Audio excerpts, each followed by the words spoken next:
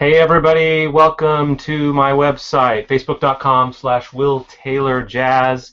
I'm going to be making short little videos like this with content for you to share. If you would like me to address anything, play anything, any questions whatsoever, just let me know by emailing will@willtaylor.com. Today I'm going to talk a little bit about the chop. Back in 1991 I had the opportunity to tour with the Turtle Island String Quartet, and when they called me out to California back then, I was, I guess, about 21 or 22 at the time. I had no idea what a chop was, and Daryl Anger sat down with me and tried to make me learn how to do it. But it's something I highly recommend every string player that wants to learn how to play in a band to do this, because number one, it's very important when you play alternate styles of string playing, music that has a very rhythmic core to its being. It's very important that you be able to sustain rhythm on your own. And up until the time with the Turtle Island String Quartet, I had been playing with drummers and bass players, people that had to create a rhythmic sense on their own, but had never been really able to do it on my own.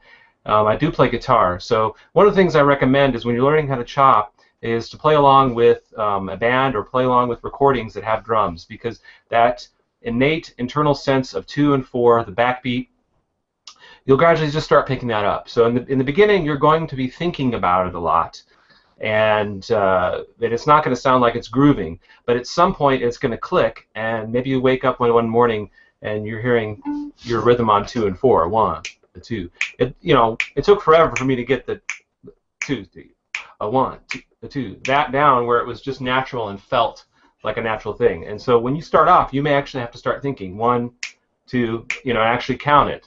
But it'll eventually become an innate part of you, and I highly recommend, if you're a string player and you want to play in groups, that you get this down, because one of the things that after I did the tour with Turtle Island, I sat down with them and I said, could you guys give me an assessment of why it's you're not hiring me at that point, 1991, and one of the things they said is that I didn't have the backbeat down as an internal innate part of my playing, and I remember feeling a little upset about that, but as the time went on, I kind of developed that backbeat, and it was a good opportunity for me. I turned some disappointment into an opportunity and learned how to do chops on my own.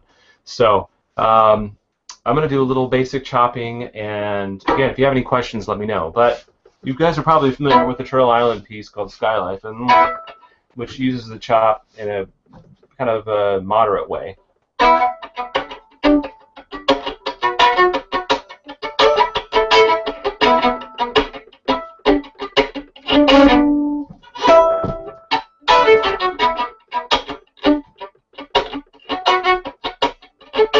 So basically what it's doing is the chop is kind of like it could be the hi-hat on 2 and 4, or if you're a rock drummer, the snare.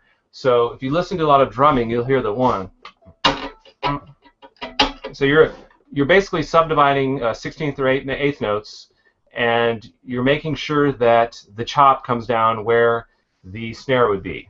So let me just start off with, that was kind of a complex example of how to use the backbeat, combining it with kind of a chordal double stop part that kind of acts like a rhythm guitar. So, but the first thing you want to do is learn how to place the chop. And if you look, you see how I'm angling the bow? It's at an angle. Most in classical music, you're taught to have the bow straight like this.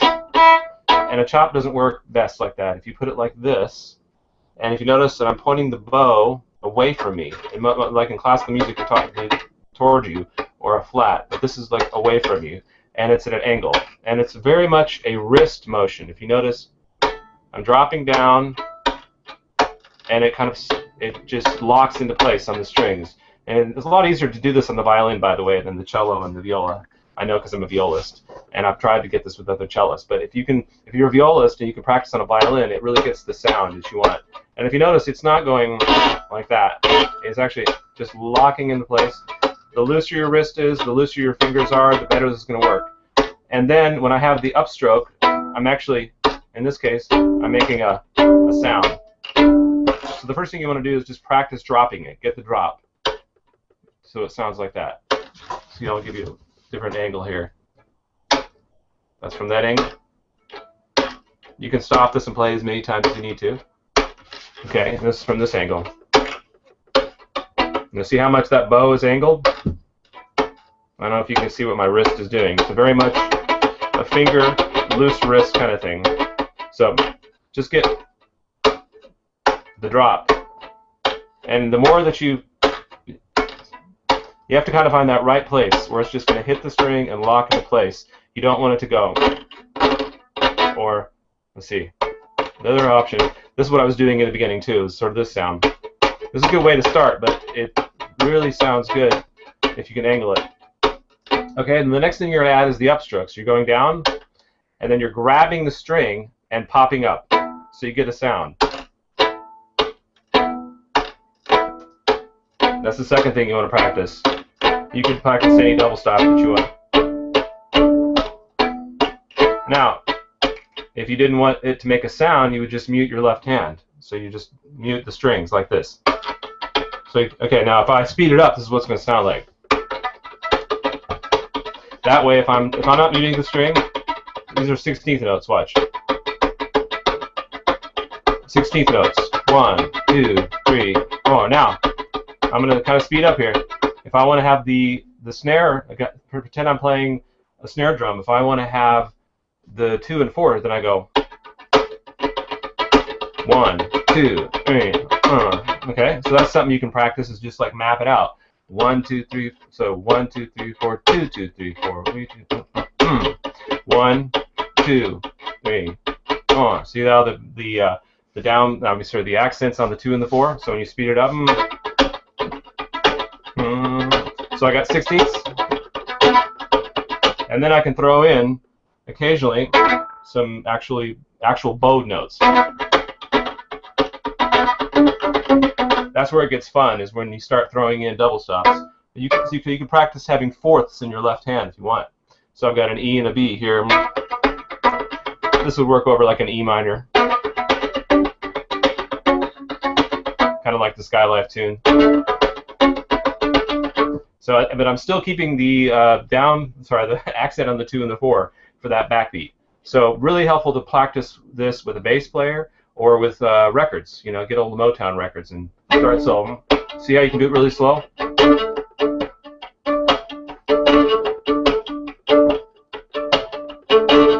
And then get faster.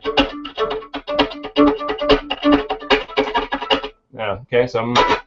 And it works really well on the G and the D string, less well on the higher string, but you can do it. And then, of course, I guess if you're hearing bluegrass, you'll hear it mainly like this on the 2 and 4. Say the bass player is playing.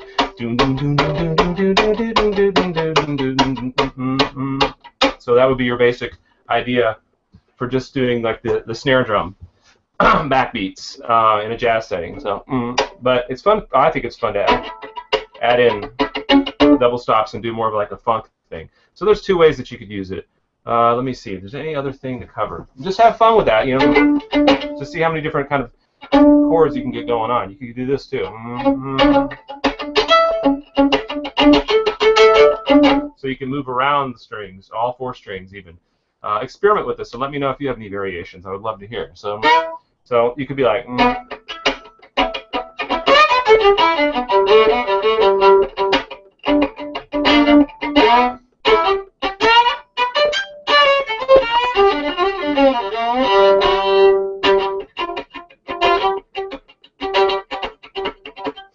So there's your chopping lessons. Back to review. So you're going to angle the bow.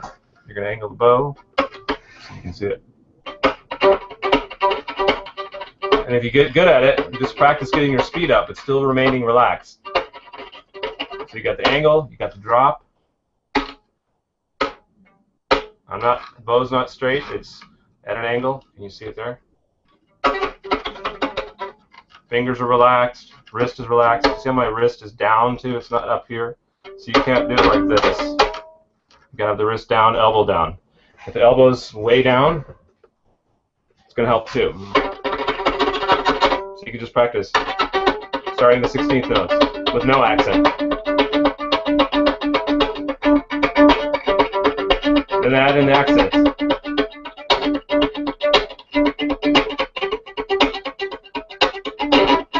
And then add in the double stop. double stops.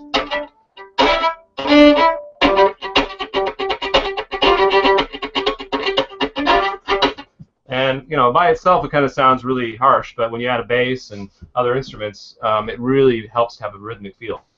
The other thing to keep in mind is practice laying back behind the beat. Classical players have a tendency to play on top or ahead. Practice putting the metronome and seeing how far back you can lay back. If that's something you can develop, it's going to be a really great advantage that you'll have.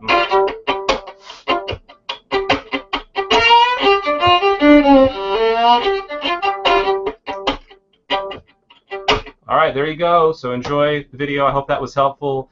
Check out more at the Facebook page, facebook.com/WillJazz, Will Taylor Jazz. Facebook.com/Will Taylor Jazz. You can also check out my blog, stringsattached.org/blog, and love to hear from you. So there we go. First video tip, how to do a chop. We'll see you soon. Love to hear from you.